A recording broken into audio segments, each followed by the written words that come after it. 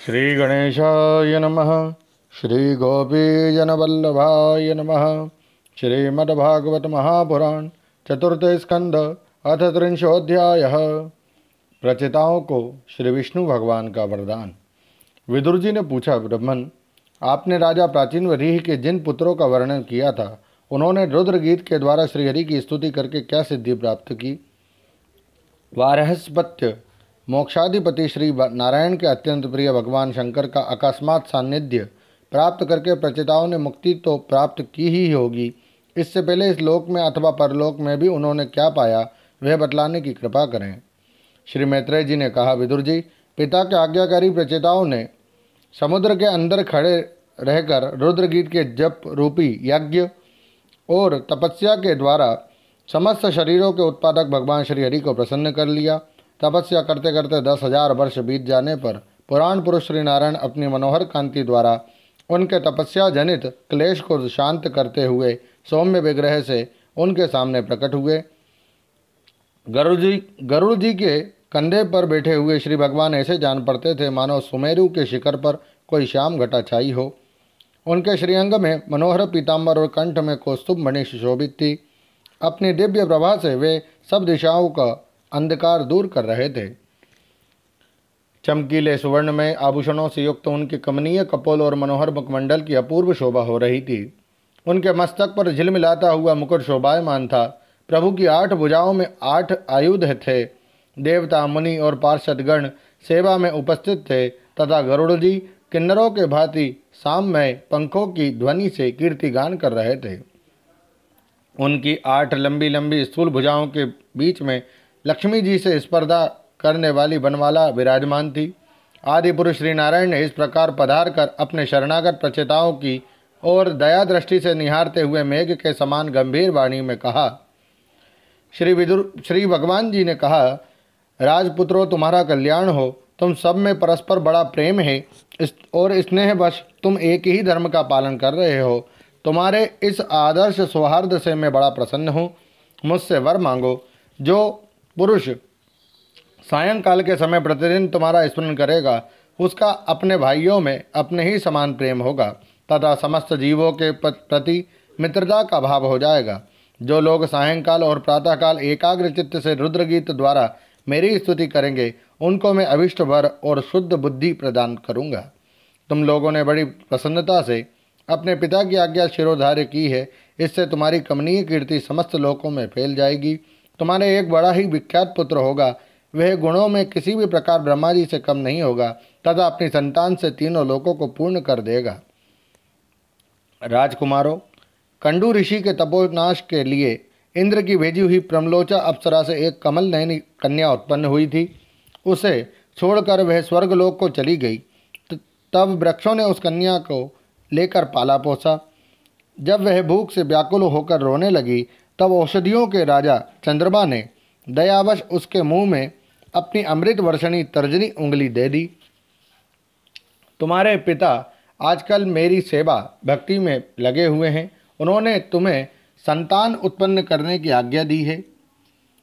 तुम शीघ्र ही उस देवोपम सुंदरी कन्या से विवाह कर लो। तुम सब एक ही धर्म में तत्पर हो। तुम्हारा स्वभाव भी एक सा ही है, इसलिए तुम्हारे ही समान धर्म और स्वभाव वाली यह सुंदरी कन्या तुम सभी की पत्नी होगी तथा तुम सभी में उसका समान अनुराग होगा। तुम लोग मेरी कृपा से 10 लाख दिव्य वर्षों तक पूर्ण बलवान रहकर अनेकों प्रकार के पार्थिव और दिव्य भोग भोगोगे। अंत में मेरी अविचल भक्ति से हृदय का समस्त वासना रूप मल दग्ध हो जाने पर तुम इस लोक तथा परलोक के नरक तुल्य भोगों से उपरत होकर मेरे परम धाम को जाओगे। जिन लोगों के कर्म भगवद अर्पण बुद्धि से होते हैं और जिनका सारा समय मेरी कथा वार्ताओं में ही बीतता है, वे गृहस्थाश्रम में रहें तो भी घर उनके बंधन का कारण नहीं होते।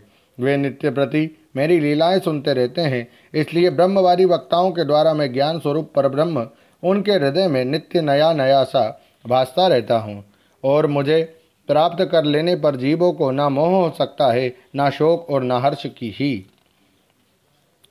श्री मैत्रेय जी कहते हैं, भगवान के दर्शनों से प्रचेताओं का रजोगुण तमोगुण मल नष्ट हो चुका था। जब उनसे सकल पुरुषार्थों के आश्रय और सबके परम सुहृद श्रीहरि ने इस प्रकार कहा, तब वे हाथ जोड़कर गदगद वाणी से कहने लगे। प्रचेताओं ने कहा, प्रभो, आप भक्तों के क्लेश दूर करने वाले हैं, हम आपको नमस्कार करते हैं। वेद आपके उदार गुण और नामों का निरूपण करते हैं। आपका वेग मन और वाणी के वेग से भी बढ़कर है तथा आपका स्वरूप सभी इंद्रियों की गति से परे है। हम आपको बार बार नमस्कार करते हैं। आप अपने स्वरूप में स्थित रहने के कारण नित्य शुद्ध और शांत हैं। मन रूप निमित्त के कारण हमें आप में यह मिथ्या द्वैत भास रहा है। वास्तव में जगत की उत्पत्ति, स्थिति और लय के लिए आप माया के गुणों को स्वीकार करके ही ब्रह्मा, विष्णु और महादेव रूप धारण करते हैं। हम आपको नमस्कार करते हैं। आप विशुद्ध सत्व स्वरूप हैं। आपका ज्ञान संसार बंधन को दूर कर देता है। आप ही समस्त भागवतों के प्रभु वसुदेव नंदन भगवान श्री कृष्ण हैं। आपको नमस्कार है।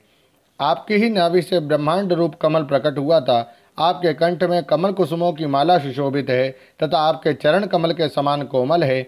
कमल नयन, आपको नमस्कार है। आप कमल कुसुम की केसर के समान स्वच्छ पीतांबर धारण किए हुए हैं। समस्त भूतों के आश्रय स्थान हैं तथा सबके साक्षी हैं। हम आपको नमस्कार करते हैं। भगवान, आपका यह स्वरूप संपूर्ण क्लेशों की निवृत्ति करने वाला है। हम अविद्या, अस्मिता, राग, द्वेषादि क्लेशों से पीड़ितों के सामने आपने इसे प्रकट किया है। इससे बढ़कर हम पर और क्या कृपा होगी। अमंगलहारी प्रभो, दीनों पर दया करने वाले समर्थ पुरुषों को इतनी ही कृपा करनी चाहिए कि समय समय पर उन दीन जनों को ये हमारे हैं इस प्रकार स्मरण कर लिया करें। इसी से उनके आश्रितों का चित्त शांत हो जाता है। आप तो क्षुद्र से क्षुद्र प्राणियों के भी अंतःकरणों में अंतर्यामी रूप से विराजमान रहते हैं। फिर आपके उपासक हम लोग जो जो कामनाएं करते हैं, हमारी उन कामनाओं को आप क्यों न जान लेंगे। जगदीश्वर, आप मोक्ष का मार्ग दिखाने वाले और स्वयं पुरुषार्थ स्वरूप हैं। आप हम पर प्रसन्न हैं। इससे बढ़कर हमें और क्या चाहिए। बस हमारा अभिष्ट वर तो आपकी प्रसन्नता ही है। तथापि नाथ, हम एक वर आपसे अवश्य मांगते हैं। प्रभो, आप प्रकृति आदि से परे हैं और आपकी विभूतियों का भी कोई अंत नहीं है, इसलिए आप अनंत कहे जाते हैं। यदि भ्रमर को अनायास ही कल्पवृक्ष मिल जाए तो क्या वह किसी दूसरे वृक्ष का सेवन करेगा। तब आपकी चरण शरण में आकर अब हम क्या क्या मांगे। हम आपसे केवल यही मांगते हैं कि जब तक आपकी माया से मोहित होकर हम अपने कर्मानुसार संसार में भ्रमते रहें, तब तक जन्म जन्म में हमें आपके प्रेमी भक्तों का संग प्राप्त होता रहे। तो हम तो भगवत भक्तों के क्षण भर के संग के सामने स्वर्ग और मोक्ष को भी कुछ नहीं समझते, फिर मानवीय भोगों की तो बात ही क्या है। भगवत भक्तों के समाज में सदा सर्वदा भगवान की मधुर मधुर कथाएं होती रहती है, जिनके श्रवण मात्र से भोग तृष्णा शांत हो जाती है। वहाँ प्राणियों में किसी प्रकार का वैर, विरोध या उद्वेग नहीं रहता। अच्छे अच्छे कथा प्रसंगों द्वारा निष्काम भाव से सन्यासियों के एकमात्र आश्रय साक्षात श्री नारायण देव का बार बार गुणगान होता रहता है। आपके वे भक्तजन तीर्थों को पवित्र करने के उद्देश्य से पृथ्वी पर पैदल ही विचरते रहते हैं। भला उनका समागम संसार से भयभीत हुए पुरुषों को कैसे रुचिकर ना होगा। भगवान, आपके प्रिय सखा भगवान शंकर के क्षणभर के समागम से ही आज हमें आपका साक्षात दर्शन प्राप्त हुआ है। आप जन्म मरण रूप दुस्साध्य रोग के श्रेष्ठतम वैद्य हैं। अतः अब हमने आपका ही आश्रय लिया है। प्रभो, हमने समाहित चित्त से जो कुछ अध्ययन किया है, निरंतर सेवा शुश्रूषा करके गुरु, ब्राह्मण और वृद्ध जनों को प्रसन्न किया है तथा दोष बुद्धि त्याग कर श्रेष्ठ पुरुष, सुहृद गण, बंधु वर्ग एवं समस्त प्राणियों की वंदना की है और अन्नादि को त्याग कर दीर्घ काल तक जल में खड़े रहकर तपस्या की है। वह सब आप सर्वव्यापक पुरुषोत्तम के संतोष का कारण हो, यही वर मांगते हैं। स्वामिन, आपकी महिमा का पार ना पाकर भी स्वयंभुव मनु, स्वयं ब्रह्मा जी, भगवान शंकर तथा तप और ज्ञान से शुद्ध चित्त हुए अन्य पुरुष निरंतर आपकी स्तुति करते रहते हैं। अतः हम भी अपनी बुद्धि के अनुसार आपका यशोगान करते हैं। आप सर्वत्र समान शुद्ध स्वरूप और परम पुरुष हैं। आप स्वत्वमूर्ति भगवान वासुदेव को हम नमस्कार करते हैं। श्री मैत्रेय जी कहते हैं, विदुर जी प्रचेताओं के इस प्रकार स्तुति करने पर शरणागत वत्सल श्री भगवान ने प्रसन्न होकर कहा, तथास्तु। अप्रतिहत प्रभाव श्रीहरि की मधुर मूर्ति के दर्शनों से अभी प्रचेताओं के नेत्र तप्त नहीं हुए थे, इसलिए वे उन्हें जाने देना नहीं चाहते थे। तथापि वे अपने परम धाम को चले गए। इसके पश्चात प्रचेताओं ने समुद्र के जल से बाहर निकलकर देखा कि सारी पृथ्वी को ऊंचे ऊंचे वृक्षों ने ढक दिया है, जो मानो स्वर्ग का मार्ग रोकने के लिए ही इतने बड़े बढ़ गए हैं। ये देखकर वे वृक्षों पर बड़े कुपित हुए। तब उन्होंने पृथ्वी को वृक्ष लता आदि से रहित कर देने के लिए अपने मुख से प्रचंड वायु और अग्नि को छोड़ा, जैसे कालाग्नि रुद्र प्रलय काल में छोड़ते हैं।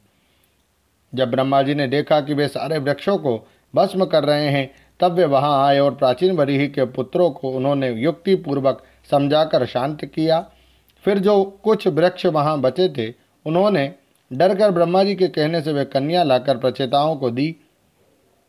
प्रचेताओं ने भी ब्रह्मा जी के आदेश से उस मारीशा नाम की कन्या से विवाह कर लिया। इसी के गर्भ से ब्रह्मा जी के पुत्र दक्ष ने श्री महादेव जी की अवज्ञा के कारण अपना पूर्व शरीर त्याग कर जन्म लिया। इन्हीं दक्ष ने चाक्षुष मनवंतर आने पर, जब कालक्रम से पूर्व सर्ग नष्ट हो गया, भगवान की प्रेरणा से इच्छानुसार नवीन प्रजा उत्पन्न की। इन्होंने जन्म लेते ही अपनी कांति से समस्त तेजस्वियों का तेज छीन लिया। ये कर्म करने में बड़े दक्ष कुशल थे, इसी से इनका नाम दक्ष हुआ। इन्हें ब्रह्मा जी ने प्रजापतियों के नायक के पद पर अभिषिक्त कर सृष्टि की रक्षा के लिए नियुक्त किया, और इन्होंने मरीचि आदि दूसरे प्रजापतियों को अपने अपने कार्य में नियुक्त किया। ओम नमो भगवते वासुदेवाय। श्रीमद्भागवते महापुराणे पारमहंस्यां संहितायां चतुर्थे स्कन्धे त्रिंशोऽध्यायः। श्रीराधाकृष्णार्पणमस्तु। हरये नमः, हरये नमः, हरये नमः।